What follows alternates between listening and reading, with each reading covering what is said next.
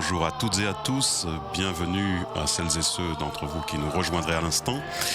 En ce surlendemain du jour de commémoration liturgique de tous les fidèles défunts, eh bien nous nous retrouvons donc depuis la basilique Saint-Pierre de Rome pour la retransmission de la messe présidée par le pape François à l'intention des cardinaux et des évêques et archevêques décédés au cours de l'année.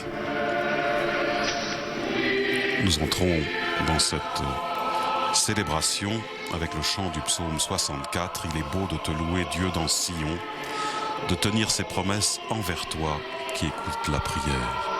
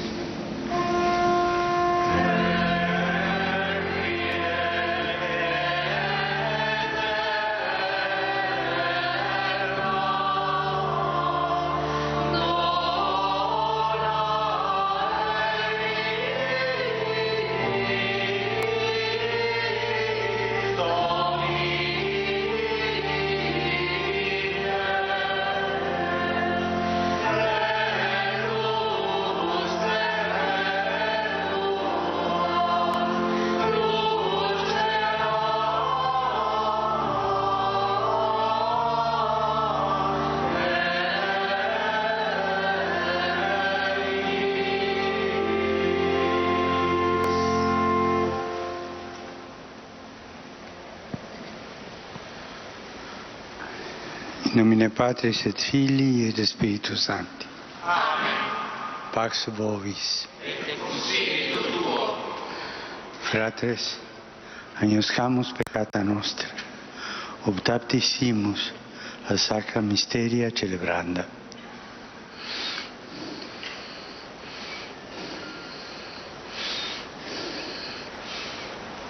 Confiteor. Deo potente, et vobis fratres, quia peccavi divis, cogitatione, verbo, opere e commissione, nea culpa, nea maxima culpa. Io prego, Beata Maria, sempre Virgine, omnes angelos et sanctos, et vos fratres, orate o me, ad Dominum Deum nostrum. Miseriatur nostri omnipotens Deus, et dimissis peccatis nostris, perducat nos a vitam aeternam.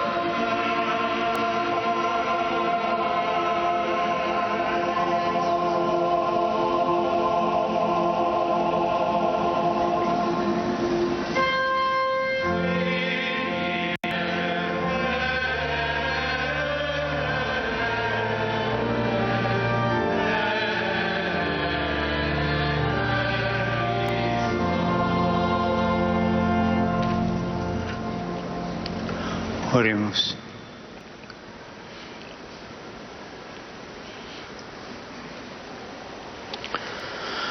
Deus, que inter apostólicos sacerdotes, famulos tuos cardinales et episcopos, pontificali feciste dignitate vigere, presta quesumus, ut eorum quoque perpetua gregentur consortio. Per Dominum nostrum, Iesum Christum, Filium Tuum, qui te convivit et regnat, in unitate Spiritus Sancti Deus, per omnia saecula saeculorum. Amen.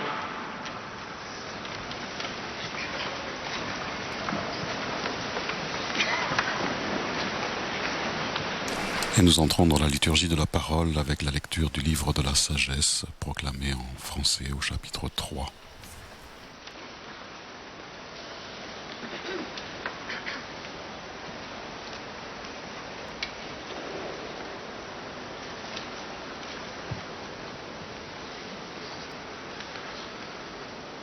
Lecture du livre de la sagesse. La vie des justes est dans la main de Dieu. Aucun tourment n'a de prise sur eux. Celui qui ne réfléchit pas s'est imaginé qu'ils étaient morts. Leur départ de ce monde a passé pour un malheur. Quand ils nous ont quittés, on les croyait anéantis, alors qu'ils sont dans la paix. Aux yeux des hommes, ils subissaient un châtiment, mais par leur espérance, ils avaient déjà l'immortalité. Ce qu'ils ont eu à souffrir était peu de choses auprès du bonheur dont ils seront comblés. Car Dieu les a mis à l'épreuve et les a reconnus dignes de lui. Comme on passe l'or au feu du creuset, il a éprouvé leur valeur. Comme un sacrifice offert sans réserve, il les a accueillis. Au jour de sa visite, ils resplendiront. Ils étinceleront comme un feu qui court à travers la paille. Ils seront les juges des nations et les maîtres des peuples, et le Seigneur régnera sur eux pour toujours. Ceux qui mettent leur confiance dans le Seigneur comprendront la vérité. Ceux qui sont fidèles resteront avec lui dans son amour, car il accorde à ses élus grâce et miséricorde. Verbum Domini.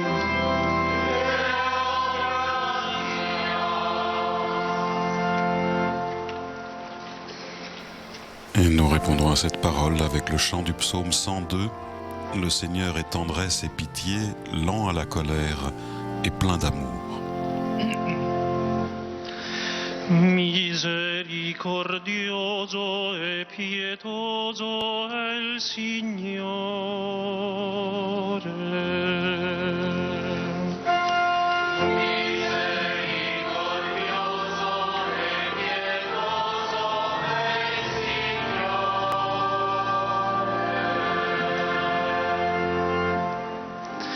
Misericordioso e pietoso è il Signore, lento all'ira e grande nell'amore.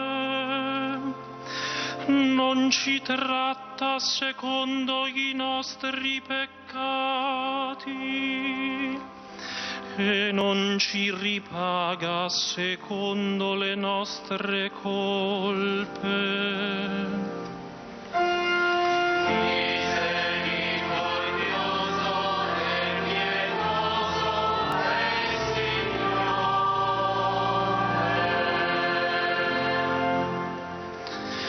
Come tenere un padre verso i figli, così il Signore è tenero verso quelli che lo temono,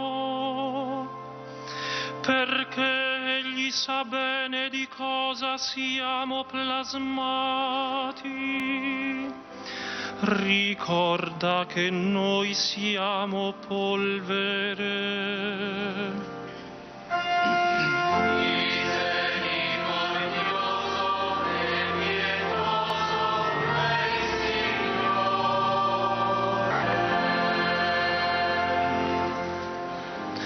L'uomo come l'erba sono i suoi giorni, come un fiore di campo così egli fiorisce. Se un vento lo investe non è più, né più lo riconosce la sua dimora.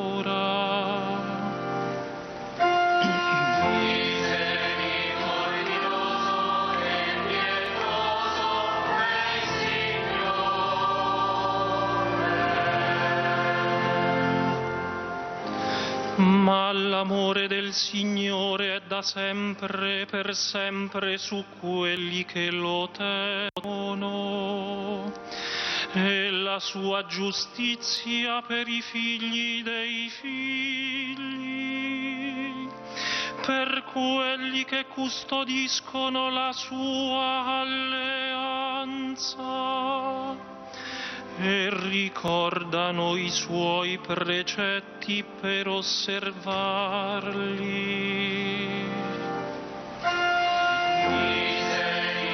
Misericordioso e pietoso è il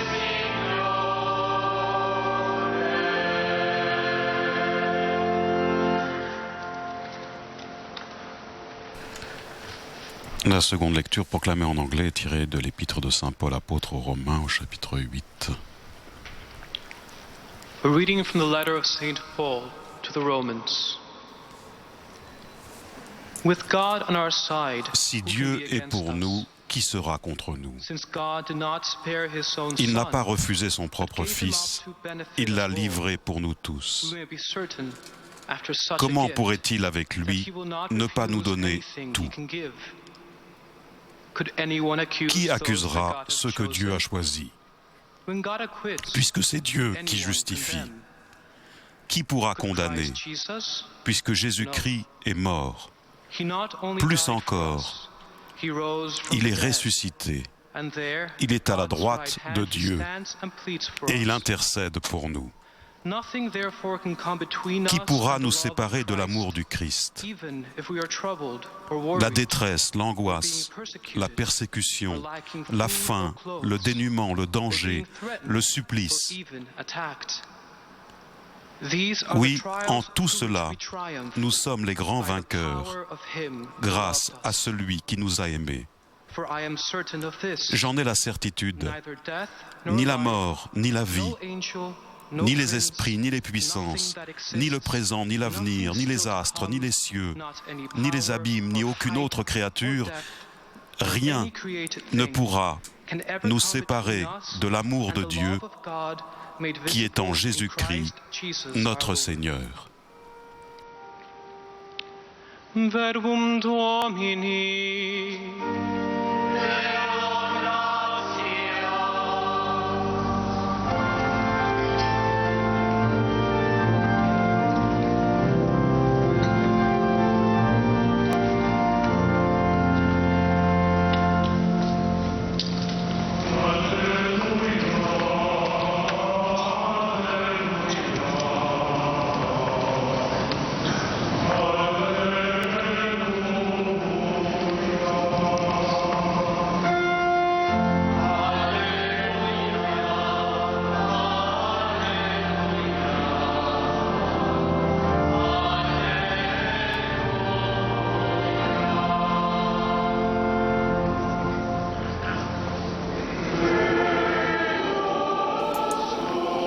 L'acclamation de l'Évangile, je suis la résurrection et la vie, qui croit en moi ne mourra jamais.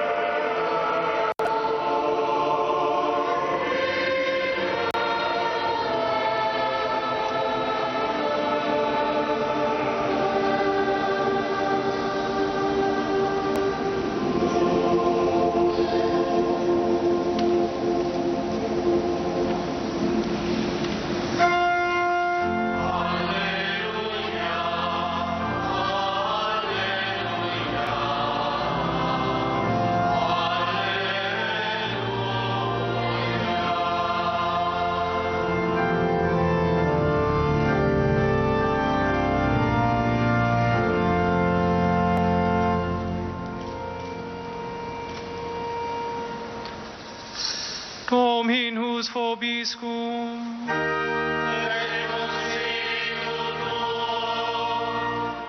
Lectio Sancti Evangelii secundum Lucas. De l'évangile de Jésus-Christ selon saint Luc.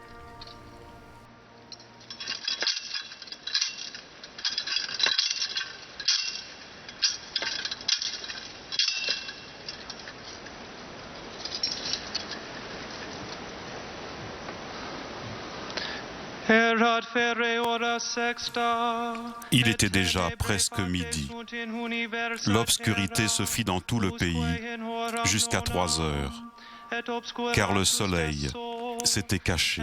Le rideau du temple se déchira par le milieu. Alors Jésus poussa un grand cri. « Père, entre tes mains, je remets mon esprit. » Et après avoir dit cela, il expira. Alors arriva un membre du conseil, nommé Joseph. C'était un homme bon et juste. Il n'avait donné son accord ni à leurs délibérations, ni à leurs actes. Il était juste. Il était d'Arimathie, ville de Judée, et il attendait le royaume de Dieu. Il alla trouver Pilate et demanda le corps de Jésus. Puis il le descendit de la croix, l'enveloppa dans un linceul et le mit dans un sépulcre taillé dans le roc où personne encore n'avait été déposé. Le premier jour de la semaine, de grand matin, les femmes se rendirent au sépulcre, portant les aromates qu'elles avaient préparés. Elles trouvèrent la pierre roulée sur le côté du tombeau. Elles entrèrent, mais ne trouvèrent pas le corps du Seigneur Jésus. Elles ne savaient que penser lorsque 2 hommes se présentèrent à elles avec un vêtement éblouissant. Saisies de crainte, elles baissaient le visage vers le sol. Ils leur dirent : « Pourquoi cherchez-vous le vivant parmi les morts ? Il n'est pas ici. Il est ressuscité. » Verbum Domini.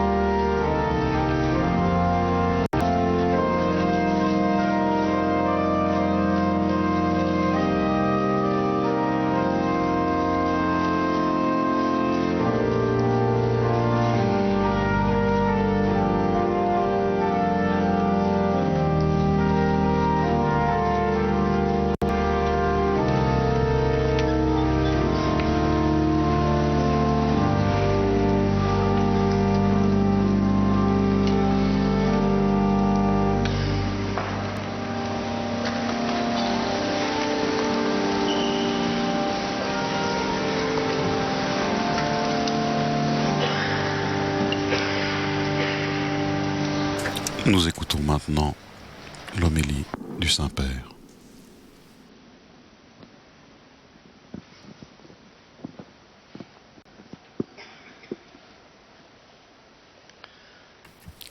Dans le climat spirituel du mois de novembre, marqué par le souvenir des fidèles défunts, nous faisons mémoire de nos frères cardinaux et évêques du monde entier qui sont retournés à la maison du Père pendant cette dernière année.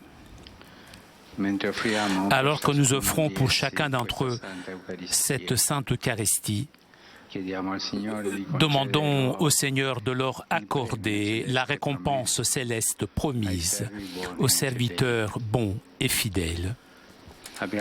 Nous avons entendu les paroles de Saint Paul. J'en ai la certitude. ni la mort, ni la vie, ni les esprits, ni les puissances, ni le présent, ni l'avenir, ni les astres, ni les cieux, ni les abîmes, ni aucune autre créature. Rien ne pourra nous séparer de l'amour de Dieu qui est en Jésus-Christ, notre Seigneur.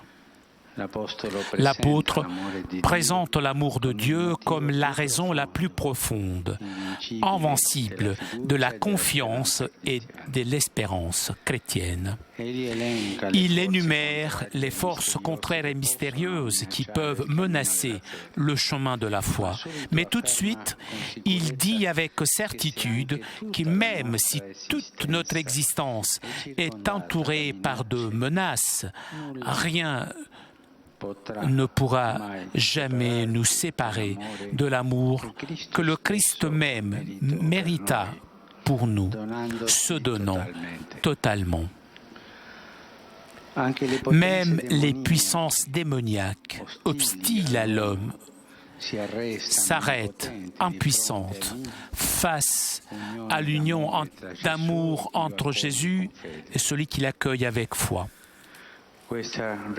Cette réalité de l'amour fidèle que Dieu a pour chacun d'entre nous nous aide à affronter avec sérénité et force le chemin de chaque jour, chemin qui parfois est rapide, parfois en revanche c'est un chemin lent, difficile.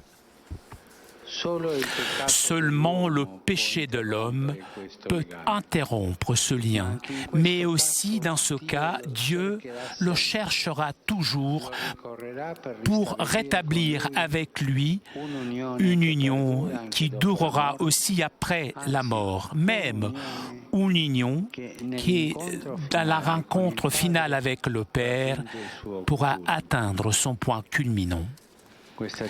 Cette certitude confère un sens nouveau et plein à la vie terrestre et nous ouvre à l'espérance pour la vie au-delà de la mort. En effet, à chaque fois que nous nous trouvons face à la mort d'une personne qui nous est proche ou quelqu'un que nous avons bien connu, nous nous posons la question: que deviendra de sa vie, de son travail, de son service dans l'Église? Le livre de la sagesse nous a répondu: tout cela restera entre les mains de Dieu. La main est signe d'accueil, de protection. C'est un signe d'un rapport personnel, de respect, de fidélité. Donner la main, serrer la main. Et voilà, ces pasteurs zélés qui ont dédié leur vie au service de Dieu et des frères sont entre les mains de Dieu. Tout qui leur appartient sera bien gardé et ne sera pas usé par la mort. Tout cela est entre les mains de Dieu, les jours vécus avec joie, de souffrance, des jours d'espérance, des jours difficiles, de fidélité au Évangile, de passion pour le salut spirituel et matériel du troupeau qu'on leur avait confié. Même nos péchés sont entre les mains de Dieu. Ces mains-là sont miséricordieuses, des mains blessées d'amour. Ce n'est pas un hasard. Jésus a voulu garder les plaies entre ses mains pour nous faire sentir sa miséricorde. Voilà notre force, notre espérance. Cette réalité pleine d'espérance est la perspective de la résurrection finale de la vie éternelle à laquelle sont destinés les justes, ceux qui accueillent la parole de Dieu et sont dociles à son esprit.